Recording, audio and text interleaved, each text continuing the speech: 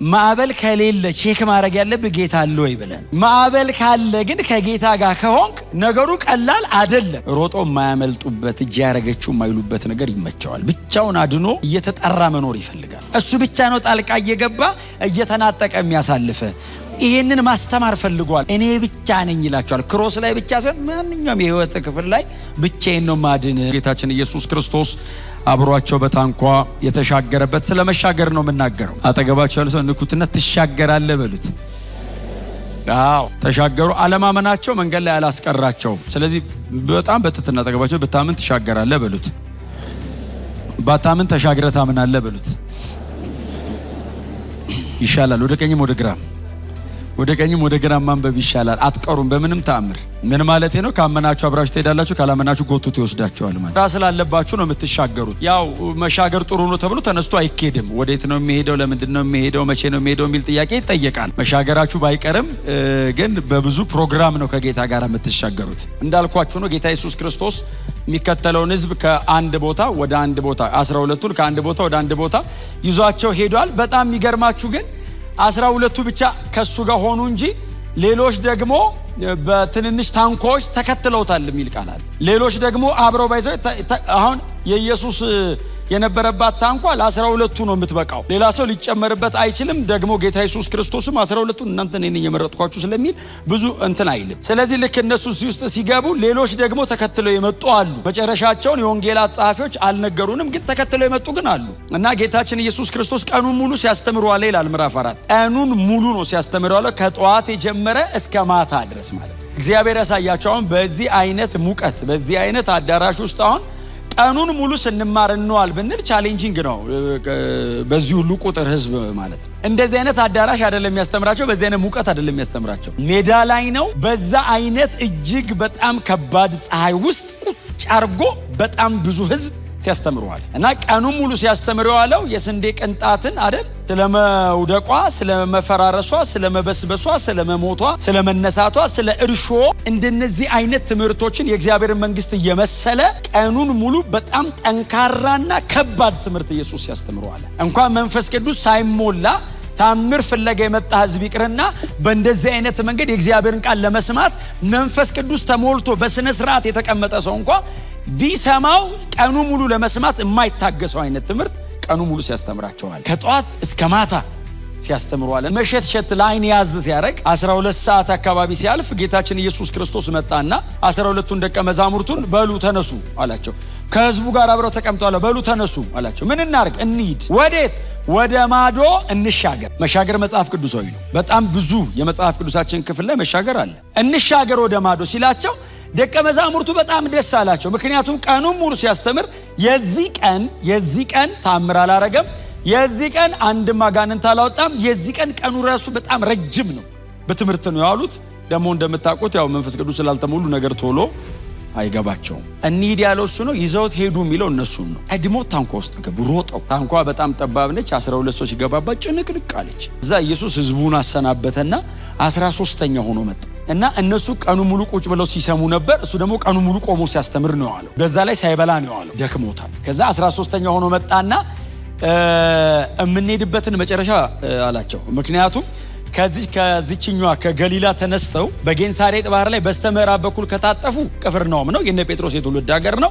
ፌመስ ናቸው። ቢሄዱ ደስ ይላቸዋል ሀገራቸው ከኢየሱስ ጋር ማለት ነው። ኢየሱስ ደግሞ በጊዜው በጣም ኮንትሮቨርሻል ቢሆንም ግን በጣም ተፈላጊ አይነት ሰው ነው። ስለዚህ ወደ ሀገራቸው ይሄዳሉ። ጌታ ምን አላቸው? ከዚህ ተነስተን የምንሄደው በስተ ደቡብ ነው አላቸው። ወደ ሀገራችሁ ይዛችሁኝ እንዳገቡ። ምክንያቱም ከ12ቱ 4ቱ አሳ አጥማጅ ነው። 4ቱም ደግሞ የተገኙት በስተ ምዕራብ በኩል እዚሁ ባህር ላይ። ስለዚህ ተሸውደናል ብላችሁ በስተ ምዕራብ እንዳትወስዱ፣ ወደ ደቡብ ነው የምንሄደው፣ ጌርጌሴኖን ነው የምንሄደው። እግዚአብሔር ያሳየ። ጌርጌሴኖን ማለት የመቃብር ከተማ ነው፣ የሙታን መናፍስት መኖሪያ ነው። ወደ ጌርጌሴኖን እንሂድ ሲል ቅድሙ ይሻል ነበር። እዛ ቁጭ ብሎ ሲማሩ ቢሉ ሙታን መናፍስት ያሉበት ሀገር እንሂዳል። ከዛ ቀዘፋ ሲጀምሩ መጽሐፍ እንደሚለን ጌታ ኢየሱስ ክርስቶስ በታንኳይቱ ላይ እንቅልፍ ይዞት ተኛ ይላል። ዋው! ፍጹም ሰው ነው ማለት ነው። 100% ፍጹም ሰው መሆኑ እያሳያቸዋል። መለኮትነቱንም እዚሁ ያሳያቸዋል። ሰው ነኝ አላቸው። ተኛ፣ ጭልጥ ብሎ ተኛ። እና አንድ የሆነ NASV ነው የሚል አንድ ቨርዥን አለ። ምን ብለው ተርጉመውታል? ኦሪጂናሊ ኮይኖዋን ወስደው ጌታ ኢየሱስ የተኛው ፊት ለፊታቸው አይደለም። ታንኳዋ ሲሰሯት ከስር አንድ ክፍል አላትና ውስጥ ገብቶ ራሱን ስቦ ዘግቶ ተኛ። እንሻገር ጌርጌሴኖን እንሂድ አላቸው። ያው እንሻገር ማለት እንስመጥ ማለት ስላልሆነ እንደሚደርሱ እርግጠኛ ስለሆነ ነው። ጴጥሮስን አምኖት አይደለም፣ እሱ ያው ራሱን ነው የሚያምነው። እሱ ለራሱ የታመነ ነው። እንሻገር ብሎ ገብቶ ለጣለ። ምክንያቱም ደቀ መዛሙርቱ ብዙ ነገሩ ስላልገባቸው አያስተኙት። ጋደም ካላጠገባቸው ቅድም እርሾ ያልከው ማን? አንተ ነህ? እኛ ነን። እርሻው ስንዴ ቅንጣቱ ማናችን ነን? ስለዚህ እንዳይበጠብጡት ከተረጎመ ምዛው ተሻግሮ አጋንንቱን ካወጣ በኋላ የተረጎምላቸዋል። ወደ ውስጥ ገብቶ በሩን ዘግቶ ተኛ። ቀዘፋ ጀምሮ መምሸት ጀምሯል።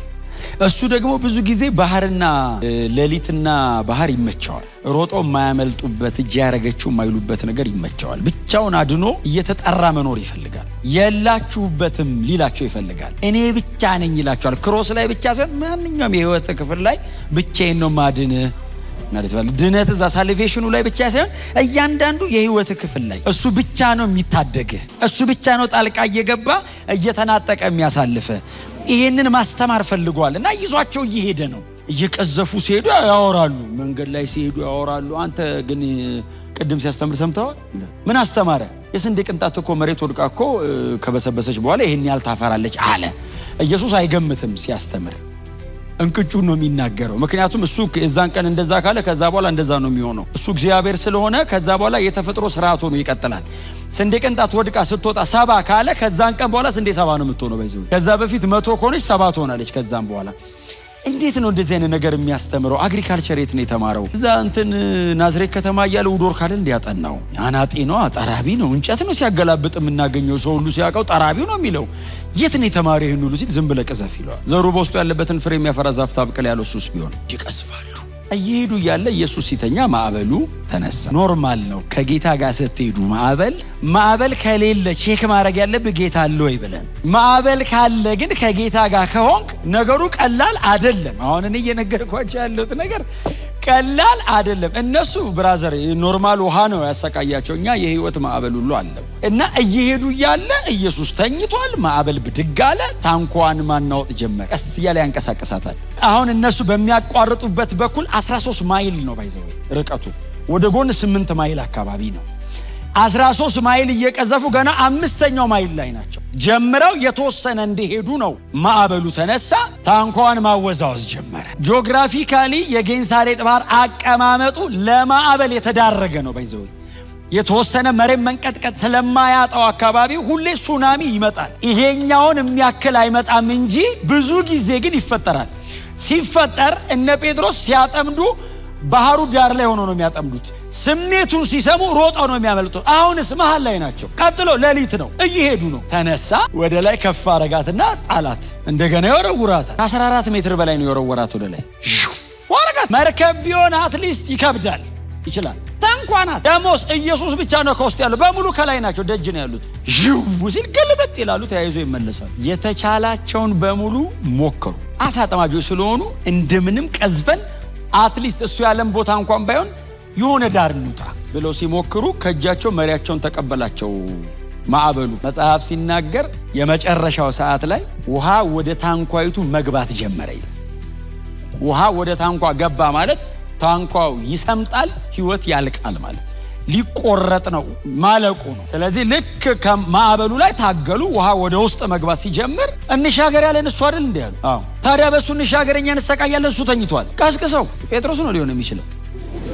በምንም ታምር ዮሐንስ አይሆንም፣ ምክንያቱም አልጻፈውም እሱ። ይኸው ማርቆስ ነው የጻፈው። የጴጥሮስ ስብከት ትንታኔ ነው። ጴጥሮስ እኔ ነኝ ያልኩት ብሎ ነው የሚሆነው። ማርቆስ እኔ ነኝ ስላላለ ማርቆስ እከሌ ነው አይልም። ብዙ ጊዜ አያጋልጥም ማርቆስ። ኢየሱስን ብቻ ነው ብዙ በስም ይጠራው። ቀስቅሰው ሲባባሉ ኢየሱስ ላለመተኛት ብዙ ምክንያት ነበረው አይደል? አልፎ ነው የተኛው። ለምሳሌ ሮማውያን ሊገሉት ይፈልጉታል ኢየሱስን። አያስተኛ። መንግስት ሊገል ይፈልጋል ብትባል ሊገል ይፈልጋል ተብለህ አይደል ከመሰለህ። ቀጥሎስ የአይሁድ ህግ መምህራን በዙሪያው እየተሽከረከሩ እየተመካከሩ ሊገሉት። በጣም ብዙ ነገር። ቀጥሎስ መስቀል ሞት አለ ከፊቱ። የማያስተኛው ነገር አለ። እሱን ሁሉ አልፎ ተኝቶ እና ሱናሚ ደግሞ አለ የማያስተኛ። 14 ሜትር ታንኳ እየተወረወረች ኢየሱስ አይነቃም። ጠጋ ብለው አይ ቲንክ እንግዲህ አንኳኩቷል ይመስለኛል። ሲያንኳኩ እንግዲህ ሱናሚ የማይቀሰቅሰው ማንኳኳት አይቀሰቅሰው። ጌታ ሆይ ሲሉ ብድግ አለ። በጣም ሴንሲቲቭ ነው አይደል ለኛ ድምፅ። አሁን ብዙ ጊዜ እናቶች፣ አንዳንዴ ደግሞ አባቶች፣ እናቶች ተኝተው ሌላ ክፍል የልጃቸው በጣም ትንሽ ኖይዝ ብድግ ያን እኛ ቤት ስለማይ ማለት እኔ ተቀስቅሼ ነው ምነቅ እስቲ ተነስ ብለ እነሱስ ሲደክሙ ውለው ካለ ብድግ ልክ እንደዛ ነው ኢየሱስ ምንም ነገር አይቀሰቀሰውም። የነ ጴጥሮስ ድምፅስ ብድግ ነው የሚያደርገው። ጌታ ሆይ ሲሉት አቤት አለ። ስንጠፋ አይገድም እንዴ? ምን ማለት ነው? አንተ አጠፋም ነው እሱ ልማዱ ነው። ውሃ ላይ መራመድ፣ መሄድ፣ መውጣት፣ መግባት። አንተና ምንን መተንኛ ማለቃችን ነው። አንተ እንደለመደብ እንኳን ልሰምጥ አትረጥብም። ስንጠፋ ነው ያሉት አይደል? ኧረ መሞታችን ነው። ውሃ ወደ ታንኳ ገባ ሲሉት ብድግ አይደል ያለው ኢየሱስ ብድግ አለ እና አየው። ሲያየው እግዚአብሔር ያሳይ 14 ሜትር የቆመ ውሃ ክድን ሊል ነው ላያቸው ላይ። በዛ ላይ ሌሊት ነው፣ ጨለማ ነው፣ ውሃ ላይ ነው፣ ማዕበል ላይ ያለበት። የሚገርማችሁ ጌታ ኢየሱስ ክርስቶስ ሲነሳ ያደረገው ገሰጸው የሚል ቃል አለ። ባይዘዌ የሚጠቀመው ተርሚኖሎጂ ማርቆስ የሚጠቀመው ተርሚኖሎጂ ለአጋንንት ኢየሱስ የሚጠቀመውን ቃል የተጠቀመው። ማዕበሉን ገሰጸው የሚለው ናቹራል ከሆነው ፕሮብሌም ጋር አይደለም። ኢየሱስ ዲል ያደረገው ከመንፈሳዊ ዓለም ጋር ነው። ትክክለኛ የማርቆስ ተርሚኖሎጂ ማለት ቃሉን አጥኑት ግቡና እናንተ። ኢየሱስ ሪቢክ አሁን ጸጥ በል አለው ብቻ አይደለም የሚለው ገሰጸው ነው የሚለው። መጀመሪያ ሂድ፣ የሚቀጥለው ከተማ ላይ 6000 አጋንንት ሊያስወጣ ነው። አይ ቴሪቶሪውን ሊያስለቅቀው ነው። ስለዚህ እዚህ ጋር ባህር ውስጥ መጥቶ ዳይቨርት ማድረግ ይፈልጋል ኢየሱስ። የሚጠቀመው ትክክለኛ ቃል መናፍስትን በሚያወጣበት አይነት ቃል ነው ኢየሱስ የተናገረው። ለኔቸር ይሄንን ቃል አያወጣም ኢየሱስ። ደግሞ ለባህር ተሰብሰብ ይበቃዋል እኮ ሪቢዩክ አረገው ነው የሚለው። ታው ሲለው ነው አይደል? ከዛ በኋላ ገሰጸው ይልና ከዛ ቀጥሎስ ባህሩም ነፋሱም ተወ አይደል የሚለው።